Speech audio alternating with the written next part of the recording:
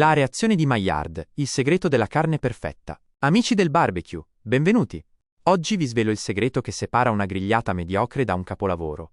La reazione di Maillard. Non è magia, è pura scienza. È la reazione chimica che rende la vostra carne dorata, saporita e irresistibile. A differenza della caramellizzazione, che riguarda solo gli zuccheri, la reazione di Maillard è una complessa trasformazione chimica che avviene quando gli aminoacidi, le basi delle proteine, e gli zuccheri riducenti presenti nella carne reagiscono tra loro a temperature elevate, tipicamente sopra i 140 gradi Celsius. Questa reazione genera centinaia di nuove molecole aromatiche, creando un'esplosione di sapori e colori. In pratica, è ciò che trasforma una semplice bistecca in un capolavoro culinario. Come funziona il barbecue? Per farla bene, ci sono regole precise da seguire. La regola d'oro, asciugare la carne. Il primo e più importante passo avviene ancora prima di accendere la griglia. Dovete asciugare la carne. E intendo, asciugarla molto bene. Se mettete la carne bagnata sulla griglia, l'acqua in superficie inizia a evaporare. Questo processo crea uno strato di vapore acqueo tra la carne e la griglia che agisce come una barriera. Invece di cuocere a contatto diretto con il calore, la carne finisce per cuocere a vapore. La superficie della carne non raggiungerà mai la temperatura minima necessaria per la reazione di Maillard, e la vostra bistecca risulterà pallida, grigiastra e priva di quella crosta saporita che cercate. Le temperature contano, la reazione di Maillard si attiva solo a determinate temperature. La temperatura minima per una Maillard efficace è di circa 140 gradi Celsius.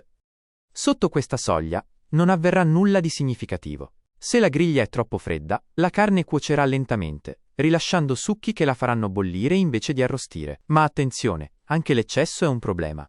La temperatura massima che non dovremmo superare è intorno ai 175-180 gradi Celsius per le marinature zuccherine. Superare questa soglia significa accelerare troppo la reazione, passando dalla doratura alla carbonizzazione in pochi istanti. Otterrete una crosta scura, amara e bruciata, che rovinerà completamente il sapore. Il segreto è trovare l'equilibrio. L'importanza delle marinature. Voce narrante. Per accelerare e migliorare la Maillard, le marinature sono le vostre alleate. In particolare, quelle acide e zuccherine. Il pH leggermente acido o neutro della marinatura prepara il terreno chimico ideale per la reazione. Gli zuccheri, poi, sono gli amici perfetti degli aminoacidi. Forniscono i composti necessari per la reazione e creano una crosta più ricca e profumata. Ricordate però, le marinature zuccherine bruciano più facilmente. Per questo motivo, è meglio aggiungerle verso la fine della cottura, o comunque mantenere un controllo costante della temperatura. Ricapitolando. 1. Asciugate la carne per evitare l'effetto bollitura. 2. Mantenete la temperatura tra i 140 gradi Celsius e i 180 gradi Celsius. 3. Sfruttate le marinature acide e zuccherine per un risultato superiore. Padroneggiare la reazione di Maillard è l'ultimo passo per diventare maestri della griglia. Applicate questi consigli e preparatevi a stupire tutti con una carne incredibilmente saporita e perfettamente dorata. Buon BBQ a tutti! Iscriviti per altri consigli.